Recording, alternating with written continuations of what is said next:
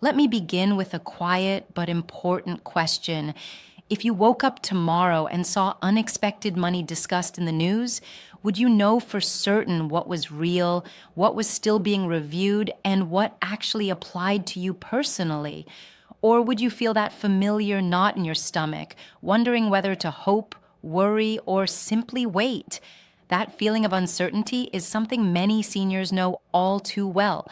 And it's exactly why we need to slow this conversation down today.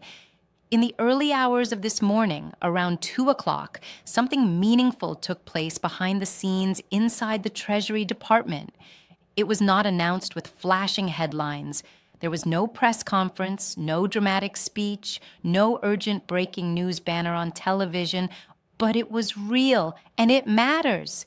Internal confirmation shows that the $2,000 tariff rebate framework has officially moved forward at the administrative level. This wasn't a rumor. It wasn't speculation. It wasn't a late-night opinion dressed up as fact. It was a procedural shift, quiet but deliberate, that signals movement from discussion toward action.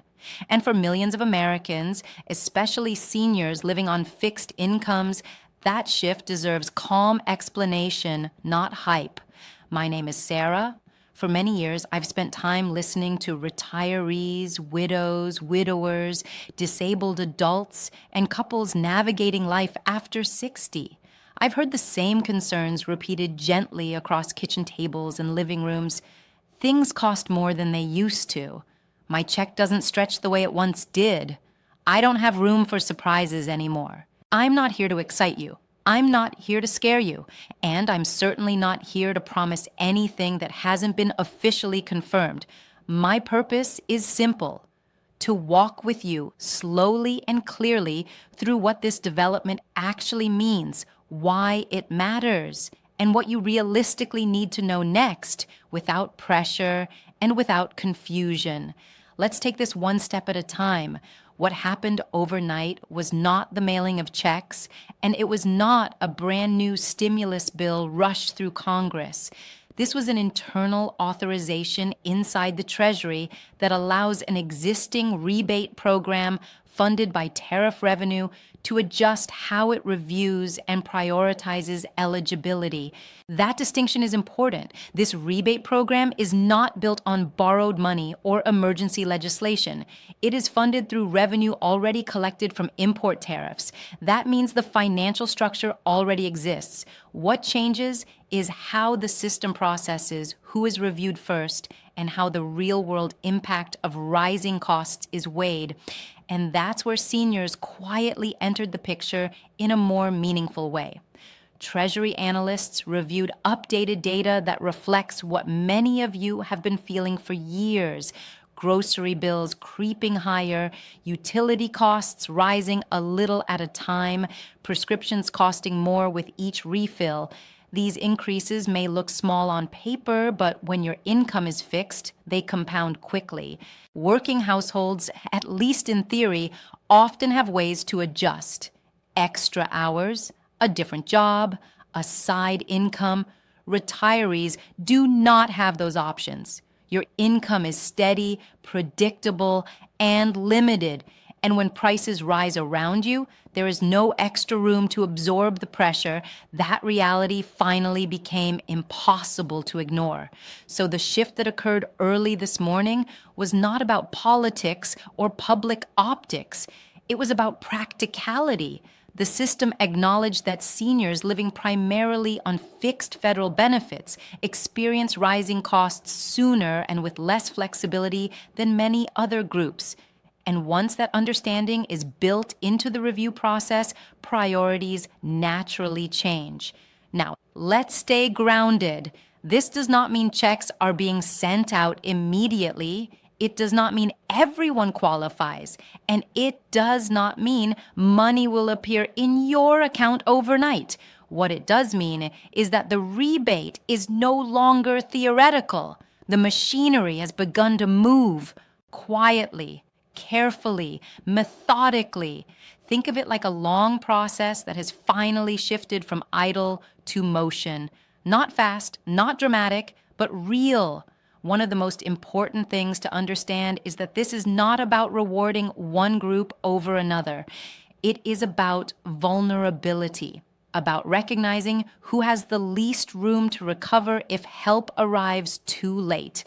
Treasury data showed that many seniors are already operating with no margin. Every dollar has a purpose the moment it arrives. Rent, food, medications, transportation, utilities. There's nothing left to trim. And when a small, unexpected expense appears, the entire month can unravel. That recognition led to what some insiders describe as a priority review lane. Not favoritism, not guarantees, simply earlier attention for those whose financial cushion is thinnest. For many seniors, especially those receiving Social Security retirement benefits, survivor benefits, disability benefits, or SSI, this earlier review matters, not because it promises immediate relief, but because it reduces the risk of being overlooked while the process unfolds.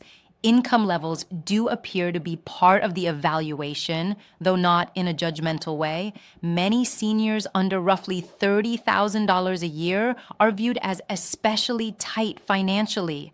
Those receiving closer to $1,300 a month or less often have very little breathing room. And when income drops nearer to $1,100, the system recognizes that even small delays can cause real hardship. That does not mean approval is automatic. It does not mean denial is assumed for others. It simply means the system is asking a different question than before. Not just who qualifies on paper, but who is most vulnerable if we wait. Another quiet advantage many seniors have is stability. Long-standing direct deposit accounts, consistent benefit records, few changes over time. When information matches cleanly across systems, reviews can move more smoothly because there is less verification required. However, I want to be honest, two people can appear similar and still move at different speeds.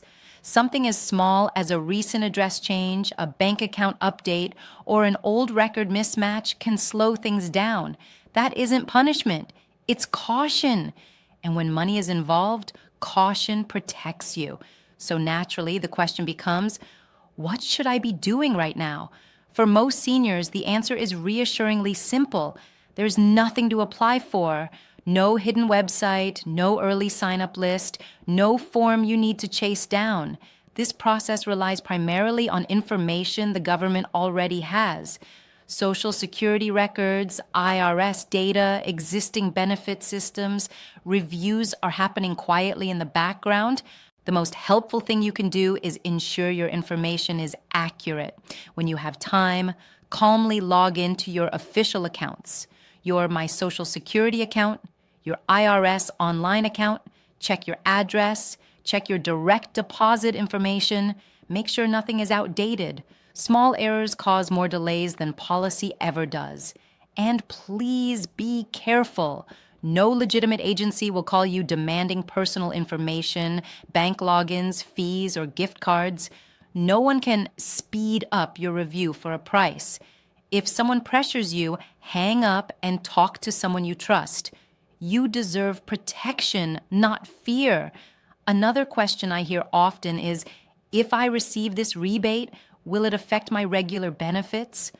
That concern is understandable. The guidance indicates that this rebate is not treated as wages and is not designed to alter your Social Security benefit calculation. It is categorized separately, tied to tariff revenue, not earned income. For SSI recipients, the concern is often deeper.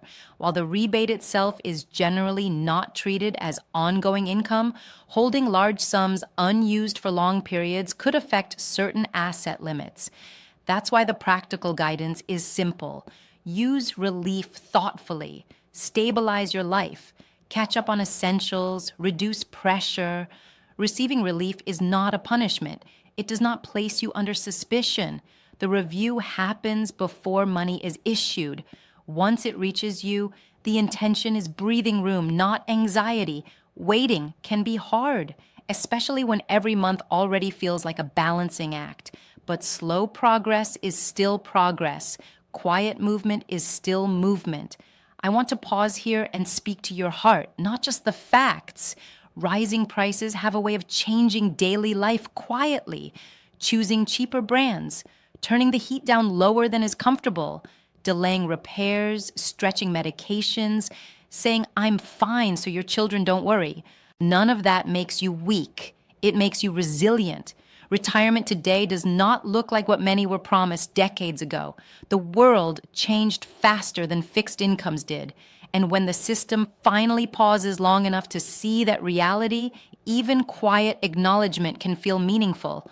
This rebate does not solve everything. $2,000 does not erase every worry, but recognition matters. Being seen matters. And sometimes that is the first step towards stability. As things continue to develop, I will keep watching carefully. I will separate fact from rumor. I will explain changes calmly, without exaggeration, and without rushing you into decisions you don't need to make. If this explanation brought you even a small sense of calm, I'm glad. And if you feel comfortable, sharing clear information helps other seniors who may be feeling uncertain and alone. Until we have further official updates, the best things you can do are simple. Stay informed, keep your records accurate, be cautious of anyone using fear to manipulate you, and remind yourself that quiet progress is still progress. You have earned dignity, stability, and peace in this season of life. And you deserve information delivered with care. Take a deep breath. You're not alone.